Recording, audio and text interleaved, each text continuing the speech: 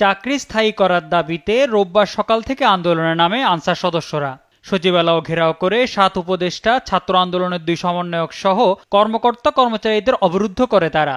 সমন্বয়কদের উদ্ধারে গেলে শিক্ষার্থীদের সঙ্গে আনসারদের সংঘর্ষ হয়। এতে সমন্বয়ক হাসনাত আবদুল্লাহ সহ অন্তত ৩৫ শিক্ষার্থী আহত হয়। এই ঘটনায় রাজধানীর শাহবাগ, রমনা, পল্টন ও বিমানবন্দর থানায় আনসার সদস্যদের বিরুদ্ধে ৪টি মামলা করে পুলিশ। এসব মামলায় শতাধিক নাম উল্লেখ করে অজ্ঞাত ৪,০০০-এর বেশি আনসার সদস্যকে আসামি করা হয়েছে।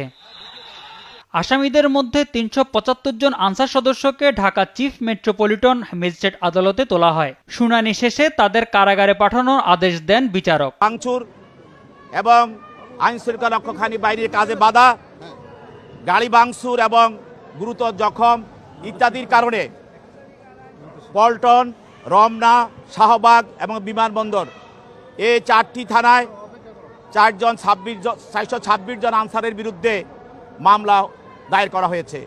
তার মধ্যে আজকে ৩৭৫ জনকে আদালতে গ্রেপ্তার করে ৩৭৫ জনকে আদালতে উপস্থাপিত করা হয় এবং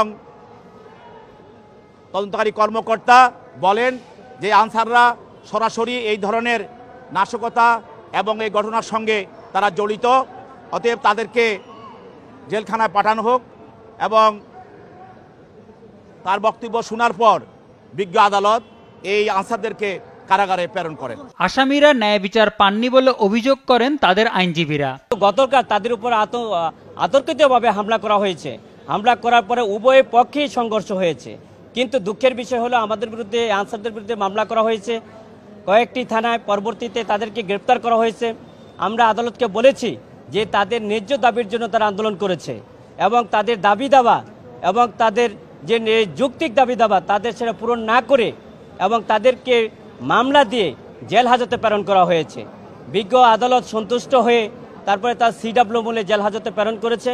আমরা আদালতকে এও বলেছি যে একজন আনসার সদস্য শুধু না, একজন বাংলাদেশের সাধারণ নাগরিকও আইন এবং আদালতের কাছে এসে সে ন্যায্য দাবি করতে পারে। আদালতের কাছে আমরা জামিন চাইতে পারি এবং আদালত সেটা নিরপেক্ষ ভূমিকা পালন করে এবং জুডিশিয়ালের মাধ্যমে সে ন্যায় বিচার পেতে পারে। কিন্তু আমরা সেই ন্যায় বিচার পাই না। আমরা বিজ্ঞ আদালতের যে সাবমিশন রেখেছি, বিজ্ঞ আদালত আমাদের সাবমিশন অত্যন্ত মনোযোগ ও ধৈর্য সহকারে শুনেছেন, কিন্তু তারপরও আমরা জামিন চেয়েছি, কোনো আসামিকে জামিন দেয় নাই। জামিন নামঞ্জুর করে CW মূলে তাদেরকে সকলকে জেল হাজতে প্রেরণ করা হয়েছে। রোববার আনুমানিক 10,000 আনসার সদস্য সচিবালয় ঘেরাও কর্মসূচিতে অংশ নেয়।